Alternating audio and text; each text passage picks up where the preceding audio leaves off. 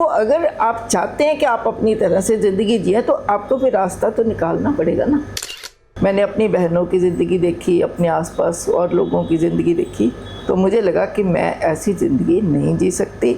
मुझे अपने साथ रहना, अपनी मर्ज़ी से रहना। ना तो आप अतीत के बारे में चिंता करें, जो हो गया वो बदल नहीं सकते, बिल्कुल। ना आने वाले समय की चिंता करें, प्रेजेंट में जियो।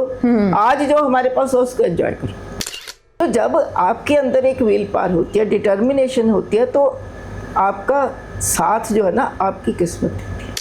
बच्चों में इरिटेशन होती है कि आप हमारा कर नहीं सकते, हमारी ज़रूरतें पूरी नहीं कर सकते, पैदा क्यों किया। तो लिव इन रिलेशन जो है वो दोनों की सहमति से होता है जी। फिर ये भी मत कहो कि हाँ जी 2 साल इसने मेरे को झांसा दिया और फिर मेरा रेप किया। रेप थोड़ी हुआ, दिस इज नॉट रेप।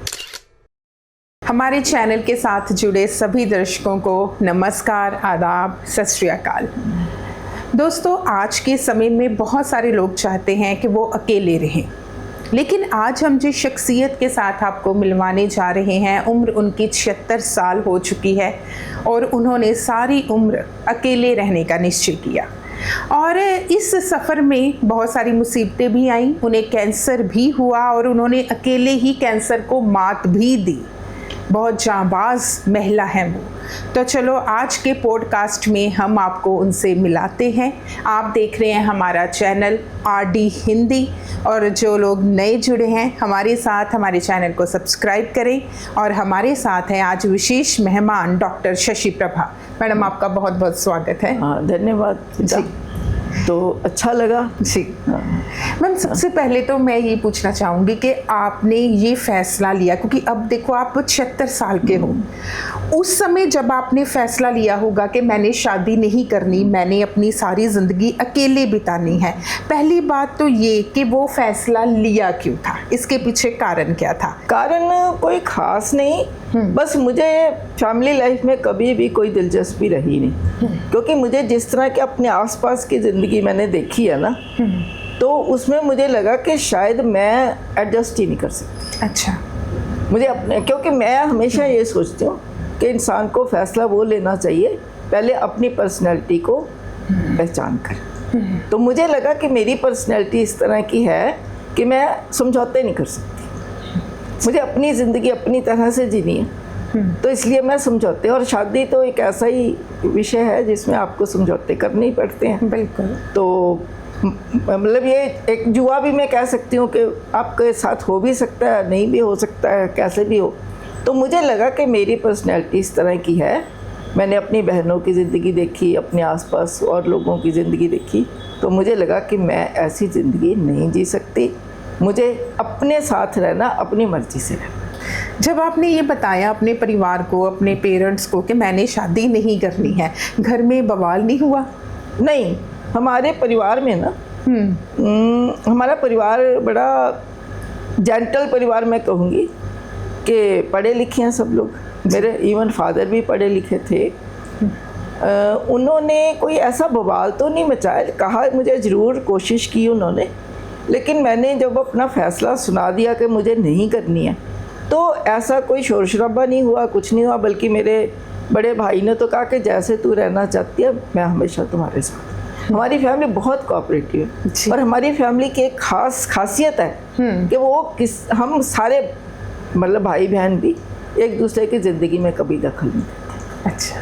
मैं अकेली रहती हूँ, मैंने अकेले रहने का फ़ैसला किया। मुझे लगा कि मैं जब शादी नहीं करनी है तो मैं भाइयों के साथ क्यों रहूँ, है ना। मेरे इवन पेरेंट्स भी ज़िंदा थे जब मैंने अलग रहने का फैसला किया, क्योंकि पहले तो मेरी जॉब बाहर थी तो वहाँ रही, फिर वहाँ से मैंने डेली अप एंड डाउन शुरू किया, तो मैंने यहाँ इंडिपेंडेंट मकान लिया।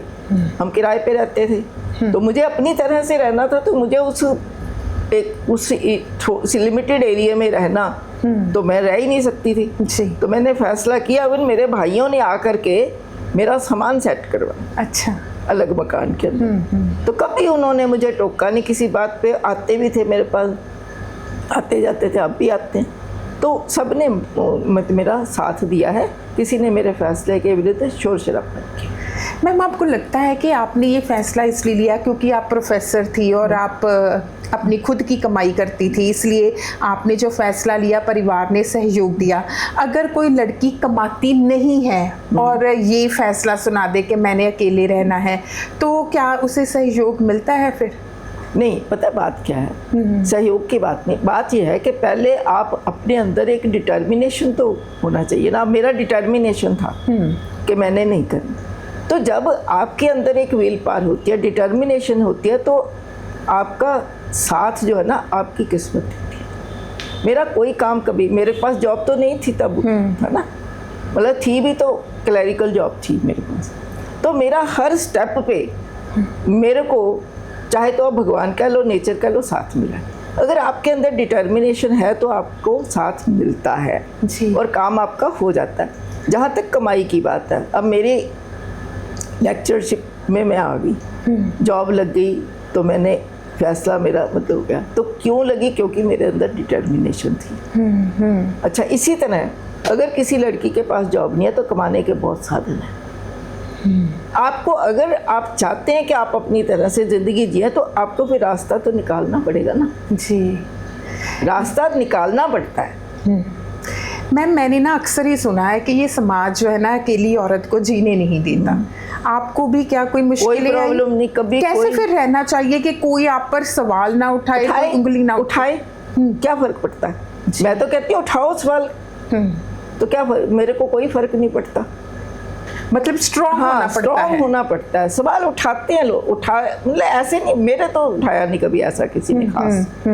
तो सवाल तब उठते हैं जब आप कोऑपरेटिव नहीं होते जी। आपको अपने आसपास के साथ कोऑपरेटिव होना पड़ता है, हेल्पफुल होना पड़ता है, और आपको पोलाइट होना पड़ता है। तब नहीं लोग, अब अगर आप अगर इस तरह सेल्फ सेंटर्ड रहेंगे, तो किसी से बात नहीं करेंगे, अक्खड़ स्वभाव, तो उस तरह की जब सिचुएशन होती है ना, फिर लोग ज़्यादा परेशान करते हैं। अदरवाइज कोई नहीं परेशान करता जी।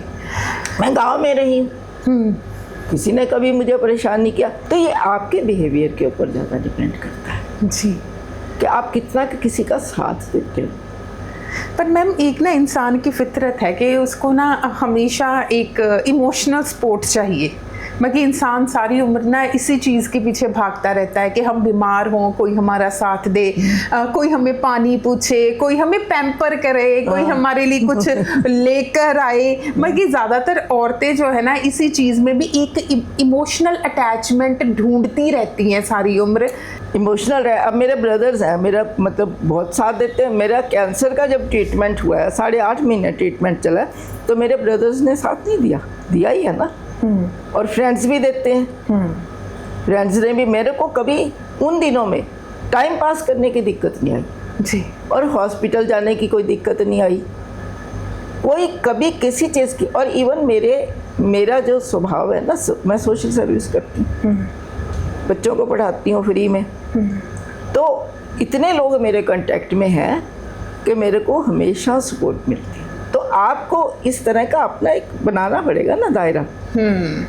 तो ताकि अब भी मैं कहूँ, मैं अभी भी एक दिन थोड़ी मेरी तबीयत खराब है, तो मैं जब लड़कियाँ मेरे पास अभी भी आती हैं 2 पढ़ने, तो उनके फादर को मैंने फ़ोन किया, मैं क्या मेरी तबीयत ठीक नहीं है, तो कहता मैं अभी लड़की को छोड़ गया जी। तो ऐसे मेरी मेड है, तो उसको मैंने कहा 7:30 बजे आ जा, मेरी तबीयत ठीक नहीं, आ गई सवेरे वो। यानी कि आपका व्यवहार अच्छा होना चाहिए। हाँ, आपका व्यवहार है। और अब मैंने अपनी मेड को बोला कि देखो हमारे परिवार में किसी को किसी चीज़ की कमी नहीं है, सब अपने अपने जगह सेटल है, मेरा सब कुछ तेरा है। इवन मैंने ये सोचा है कि मेरे पास जो है अगर कुछ थोड़ा बहुत, जिन्होंने मेरी सेवा की है, मेरे इवन लड़कियां मेरे पास रही हैं, 7 लड़कियां मैंने अब तक पढ़ाई हैं। अच्छा। लड़के जिनको मैंने अपने पास रखा, तो मैं सोची को अपनी प्रॉपर्टी में से थोड़ा बहुत मैं उनको जरूर दूंगी। और जितने मैंने बच्चे रखे हैं उनकी शादियों में मैंने खर्चा किया, सोना इवन हर एक को मैंने कुछ ना कुछ सोने का भी दिया है। अच्छा। तो आपको अपने दिल खुला रखना चाहिए। इमोशनल अटैचमेंट जरूरी नहीं अपनों से मिलती है, दूसरों से भी मिलती है जी। है ना, सब काम हो जाते हैं। अब यहाँ इस एरिया में मेरे इतने वेल विशर्स हैं, जब भी मैं बुलाऊं कोई ना कोई आ जाता है।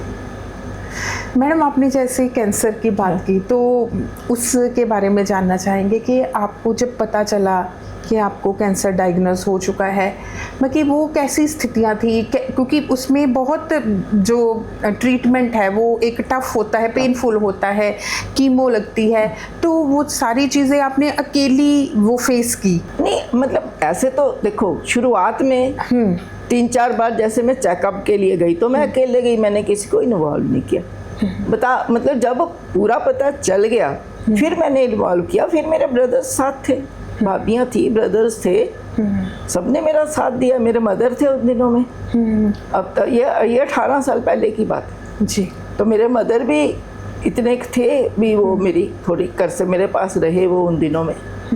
तो बाकी कीमो लगती थी, मैं ब्रदर के घर 3-4 दिन चली जाती थी। उसके बाद मैं अपने, मेरे पास एक लड़की थी परमानेंट, उसने मेरी बड़ी सेवा की।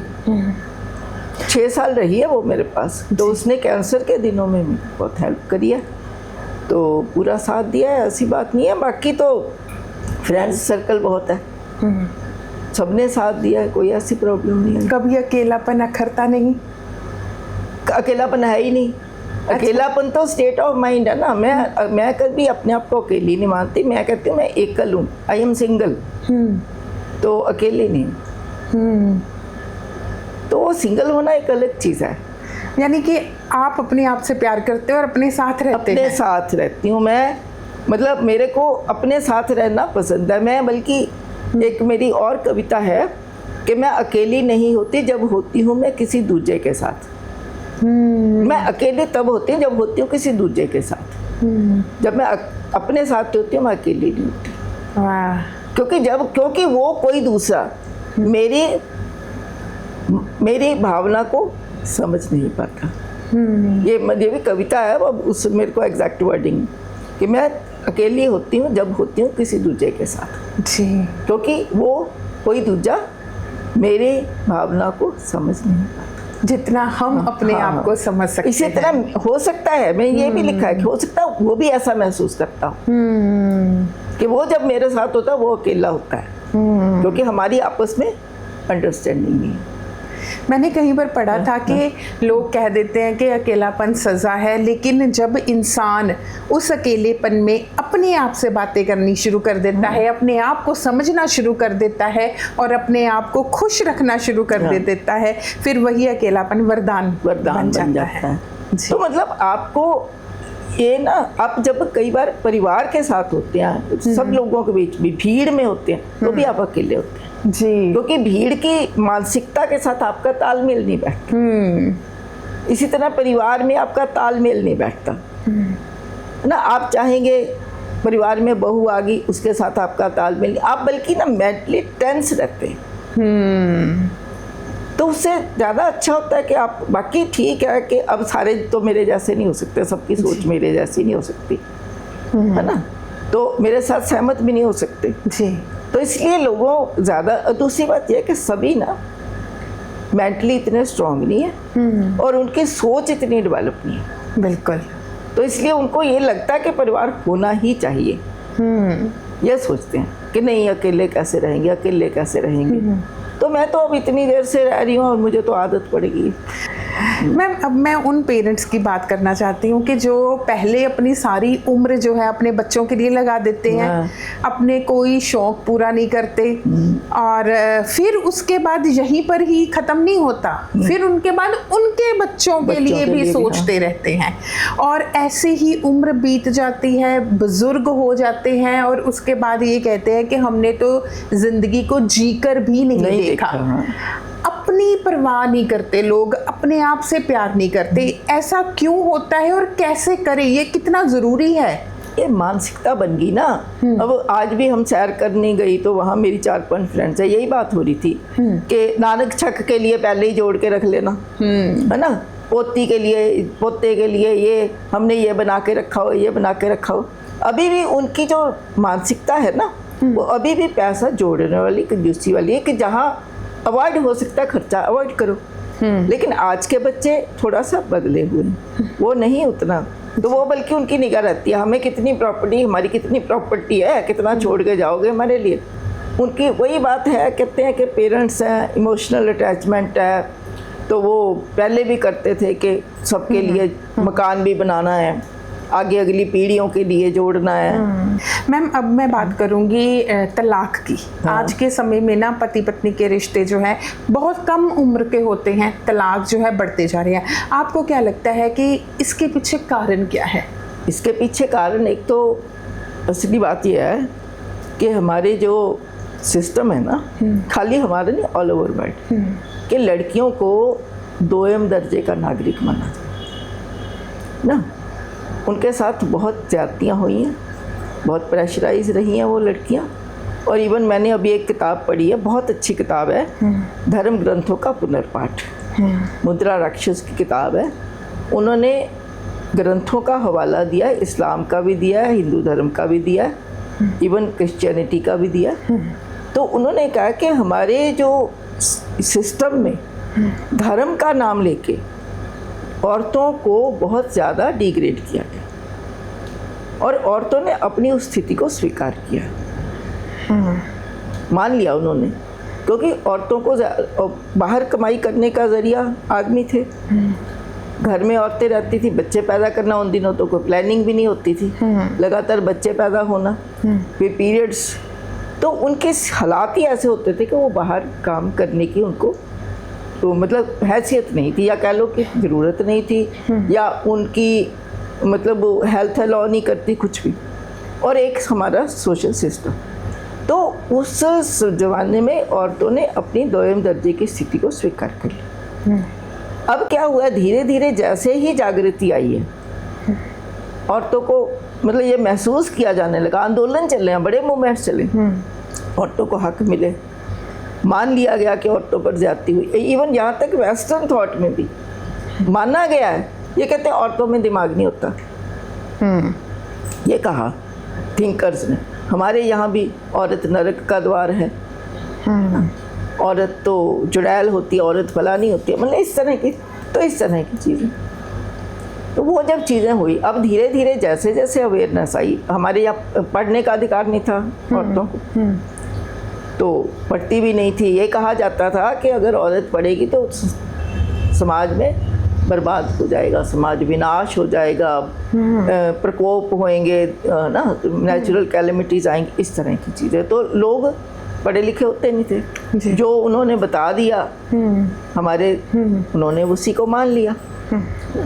लेकिन धीरे धीरे जैसे जागृति आई, उनमें जागृति लाने वालों में पुरुष भी थे, औरतें भी थी, और कुछ पुरुष ऐसे थे जिन्होंने इस का वो किया, नेतृत्व किया, ऐसे आंदोलन चले हैं। फिर धीरे धीरे औरतों को अधिकार मिलने लगे। अब धीरे धीरे जब अधिकार मिलने लगे तो उनके कानून भी बने इस तरह के, पढ़ने भी लगी, तो हम कहते हैं महिला सशक्तिकरण, तो पावर एम्पावरमेंट हुई। अब हुआ क्या है कि हर एक चीज़ जो होती है ना, जब अति हो जाती है जी, तो फिर अति का जो रिजल्ट होता है ना, वो और अति होती है। तो एक्शन का रिएक्शन होता है जी। जितनी वो दबा के रखी गई, अब उनको राइट्स मिल गए हैं, वो उसी कोई भी कानून हो, एक तरफा जो भी कोई कानून बनेगा उसका दुरुपयोग जरूर होता है। तो एक्शन का रिएक्शन है, अब औरतें ओवर हो गई हैं जी ना। अब उनमें मर्यादा की बात हम करें, ये चीज़ें बात करें, वो नहीं चलती। तो अब वो पहले औरतें ना सब कुछ बर्दाश्त करती थी, अब नहीं करती। बिल्कुल। तो अब बर्दाश्त नहीं करती, तो इसलिए क्लैश आता है जी। और फिर उनको राइट्स हैं उनके पास, फिर पढ़ी लिखी हैं, कमाने वाली हैं, तो इसलिए अब पहले की तरह, पहले तो सासें ऐसी होती थी, सासों की लोग सुनाते हैं बातें कि कैसी होती थी सासें, क्योंकि उन्होंने खुद बर्दाश्त किया होता था, आगे वो बहुओं पर हुक्म चलाती थी जी। तो अब वो चीज़ नहीं रही। तो इसलिए जब एडजस्टमेंट नहीं होती है तो फिर तलाक तो होएंगे। और फिर लड़कियों को पता है कि अगर तलाक लेंगे तो हमें वो मिल जाएगा, कंपनसेशन भी मिलता है। फिर दूसरी बात, तलाक होने का कारण ये भी है, अभी भी कई जो हमारे सोशल सिस्टम में कई फैमिलीज ऐसी हैं जो लड़कियों की अपनी मर्जी से उनको शादी नहीं करने देते, बिल्कुल। कंपल्शन होती है। तो जहाँ भी कंपल्शन होएगी वहाँ अपराध भी होंगे और डाइवोर्स भी होगा जी। ना। इसलिए मेरे हिसाब से तो बच्चों को आपको फ्रीडम देनी चाहिए। आपको नहीं पसंद तो ना से कह दो भी चलो कर लो जी अपने वहाँ, ठीक है, हमारे नहीं तुम्हारे साथ कोई बैठती बात तो ठीक है, चीज़ ऑल राइट। लेकिन आपको कभी भी कंपेल नहीं करना चाहिए, बच्चों को अपनी मर्जी कर लेने देनी चाहिए। लेकिन ये ज़रूर बच्चों को संस्कार भी तो दो ना कि आपको 18 साल से पहले शादी नहीं करनी। बिल्कुल। मैम आपने ना एक किताब में लिव इन रिलेशन की भी बात की है, इसके बारे में बताइए, आपकी क्या सोच है? नहीं, लिव इन रिलेशन मैंने ये कहा है कि जब हम मैच्योर हो जाते हैं, है ना, ज़रूरी नहीं है कि हम, मतलब मेरा ये मानना है कि मैरिज अपने आप में कोई बहुत बड़ी चीज़ नहीं है। आप में जब तक कि इमोशनल अंडरस्टैंडिंग नहीं होती तो उस स्टेज में जी हमें लिव इन रिलेशन जो है उसमें हमारे ऊपर कोई बाइंडिंग नहीं होती। तो जब तक आपके अगर इमोशनल आपकी है अंडरस्टैंडिंग तो आप इकट्ठे रह सकते हो। लेकिन उसमें एक चीज़ ज़रूर ध्यान रखना है कि आप एक दूसरे पर प्रेशर मत बनाओ। प्रेशर नहीं बनाना। अब होता क्या है कि हमारे एक मन में चीज़ बैठी हुई है कि हम इकट्ठे रह रहे हैं तो कभी ना कभी हमें शादी करनी, ये सोच निकाल दो। जब ये सोच आ जाती है ना, जब आप 2 साल से इकट्ठे रह रहे हो, 3 साल से इकट्ठे रह रहे हो, तो आपकी अच्छी अंडरस्टैंडिंग होती है। वही जब आप एक बाइंडिंग में आ जाते हो तो फिर वहाँ प्रॉब्लम क्रिएट हो जाती है। कई लोग ना बहुत अच्छी रह रहे हैं अच्छे से, लेकिन शादी करते बाद में डाइवोर्स हो जाता। तो बाइंडिंग जो है कई बार हमें ख़राब करती है। तो इसलिए आप एक दूसरे पर कोई फ्रेंडली रहो, बाइंडिंग मत रखो। अगर आपको लगता है कि हमारा ठीक चल रहा है तो चलता रहे, नहीं चल रहा तो देन इट इज़ ऑलराइट, छोड़ दो। प्रेशर नहीं, आप लड़के पर प्रेशर डालोगे लड़की के, नहीं तू शादी कर, शादी कर, फिर क्या होगा? तो वो शादी करना नहीं चाहता, फिर या तो आप सुसाइड कर लेते हो या फिर वो आपका मर्डर कर देगा या लड़की लड़के का मर्डर कर देगी। तो इस तरह के क्राइम बहुत हो रहे हैं। तो लिव इन रिलेशन जो है वो दोनों की सहमति से होता है। फिर ये भी मत कहो कि हाँ जी 2 साल इसने मेरे को झांसा दिया और फिर मेरा रेप किया, रेप थोड़ी हुआ, दिस इज नॉट रेप। बिल्कुल। तो जब आपकी अंडरस्टैंडिंग से आप इकट्ठे रह रहे हो तो उसको एक्सेप्ट करो, और जब आपको लगे कि हाँ जी अब हमारी अंडरस्टैंडिंग नहीं रही है देन इट इज ऑलराइट, छोड़ जी। मैम उम्र के इस पड़ाव में आकर आपको किसी चीज़ का मलाल है? ना, कोई मलाल नहीं है मुझे, संतुष्ट हूँ मैं बिल्कुल संतुष्ट हूँ अपने आप से। कोई ऐसी बात नहीं, अब मैं तो तैयार हूँ, मैंने कहा जब मर्जी भगवान मुझे ले जाए, मेरी ज़िंदगी बहुत अच्छी है। और बस यही प्रार्थना होती है कि ठीक ठाक से ऐसे ही चलते फिरते चले जाए, बाकी मेरे को कोई मलाल नहीं जी। कहते हैं ना कि जो जवानी का समय है वो तो निकल जाता है, लेकिन इस उम्र में जो है वो किसी के साथ जो है वो चाहिए होता है। लड़ाई होती है, मैंने देखा है लड़ाइयाँ ज़्यादा, इवन ये ना ज़्यादा होती है, किच किच ज़्यादा होती है। क्योंकि पहले ना औरतें जो होती थी हमारी एज की वो बर्दाश्त करती थी, फैमिली में हस्बैंड की भी वो बर्दाश्त करती रहती थी। अब इस स्टेज में आके जब बच्चे भी, शादियाँ हो गई, सब अपने, अब दोनों हस्बैंड रिटायर हो गया, सारा दिन घर में रहना, तो फिर उनकी हस्बैंड की आदत है घर में रहना सारा दिन, तो इंटरफियरेंस करते रहना हर काम में। फिर उनका आपस में, अब औरतें भी थोड़ी वो हो जाती हैं, बिल्कुल इस स्टेज पे आकर, इस स्टेज पे आके वो बोल्ड भी हो जाती है कि अब क्या कर लेगा। तो फिर उनकी आपस में बहुत ज़्यादा होती है।